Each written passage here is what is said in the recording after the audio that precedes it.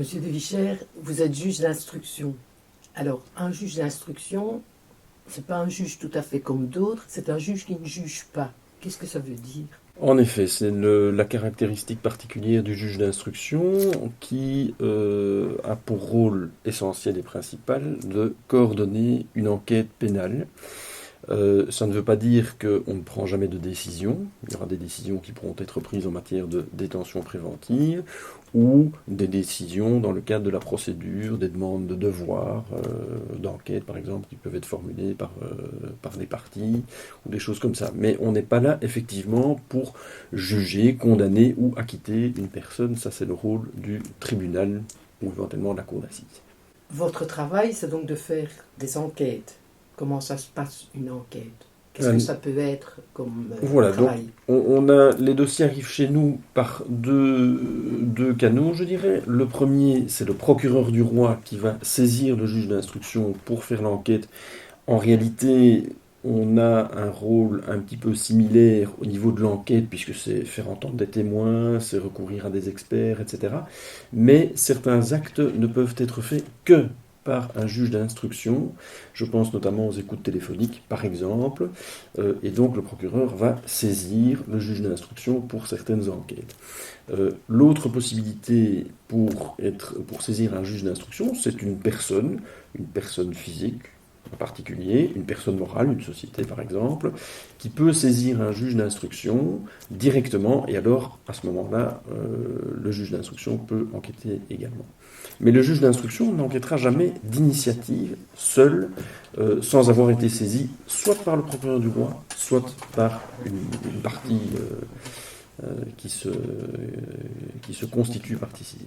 Vous enquêtez à propos d'une partie et de l'autre partie. Si vous enquêtez à propos d'un vol, il y a le voleur, il y a les volés, ou il y a le tueur, il y a le tué. Alors effectivement, il y a le volet auteur suspect et victime ou victime potentielle. On peut aussi avoir des tentatives. Toutes les infractions ne sont pas nécessairement accomplies jusqu'au terme. Voilà, effectivement, on essaye en réalité d'assembler un maximum des pièces du puzzle pour avoir une vision aussi claire que possible de ce qui s'est passé. On peut éventuellement aussi, dans certains dossiers, suivre de manière proactive un certain nombre d'individus, une situation potentiellement problématique. C'est ce qu'on va appeler alors un dossier proactif, c'est-à-dire qu'on va essayer de voir si effectivement les informations dont on dispose se vérifient avec les devoirs d'enquête et alors éventuellement intervenir pour prévenir une infraction, en général dans des dossiers plus importants évidemment. Dans votre enquête, vous pouvez très bien avoir des éléments qui accusent quelqu'un et des éléments qui excusent d'une certaine manière la même personne.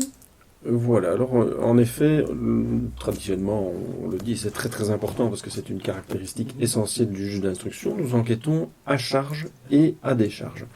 Donc on est là pour faire la lumière sur la situation, sur les faits, de manière la plus objective possible en fonction de tous les éléments qu'on peut réunir, tant en faveur qu'en défaveur, je dirais, de là où les personnes suspectées.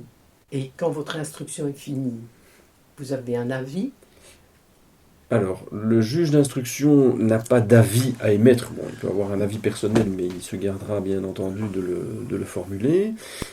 Par contre, lorsqu'une enquête est terminée, on dit que l'instruction est terminée, qu'est-ce qui se passe? Le dossier va repartir chez le procureur du roi, qui prendra attitude dans ce qu'on appelle un réquisitoire, en demandant alors, c'est la chambre du conseil qui est compétente par la suite.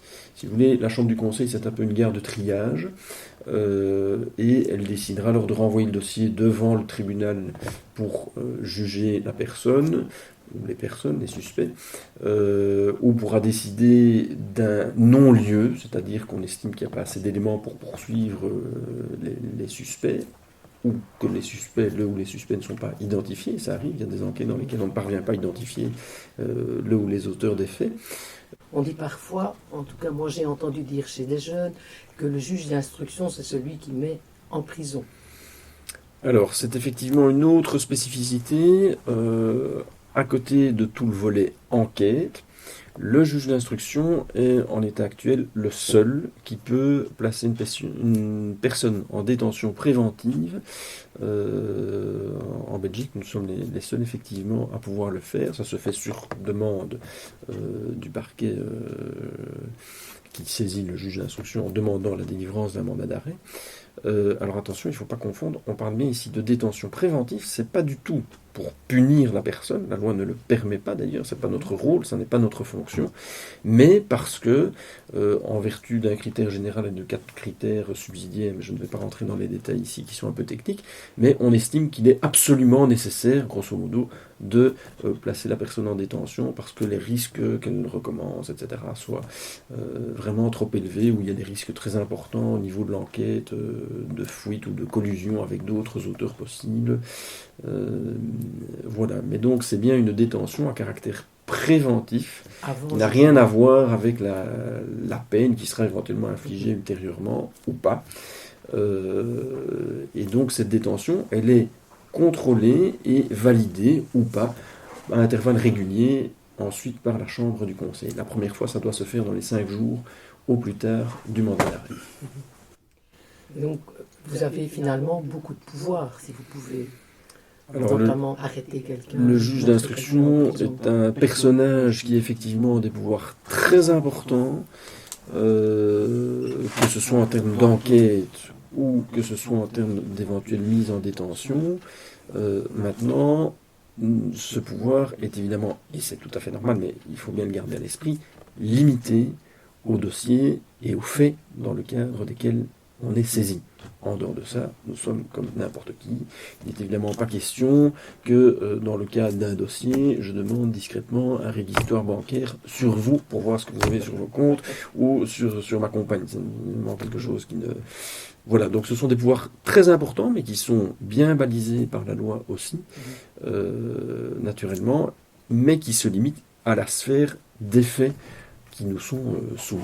En dehors de ça, on a comme n'importe quel justiciable. Vous avez parlé des experts, des policiers. En fait, c'est vous qui, d'une certaine manière, êtes le chef d'enquête, et donc c'est vous qui demandez aux policiers de faire ceci ou ça, aux experts de faire ça ou ça? Alors, la décision, en effet, me revient. Ceci dit, il faut être bien conscient que c'est évidemment un travail collectif. C'est un travail d'enquête qui est collectif. Si vous prenez une équipe de foot, le juge d'instruction, c'est un peu le capitaine. Mais une bonne partie du mérite, si pas la grande majorité, revient évidemment aux enquêteurs de terrain, etc.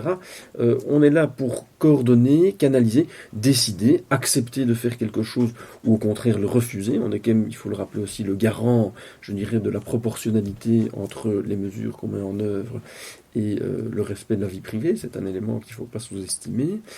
Voilà, donc et j'insiste là-dessus, c'est vraiment un travail d'équipe. Beaucoup de choses sont suggérées par la police, le juge d'instruction suggère certaines choses également, et on a très régulièrement des réunions, notamment dans le dossier un peu plus important, pour voir comment est-ce qu'on avance, qu'est-ce qui est optimal ou pertinent de faire ou pas. Voilà, notamment éventuellement même avec des conseillers, ce qu'on appelle forensiques, donc voilà, qui sont vraiment des conseillers pointus en matière d'enquête dans des dossiers délicats et vraiment compliqués.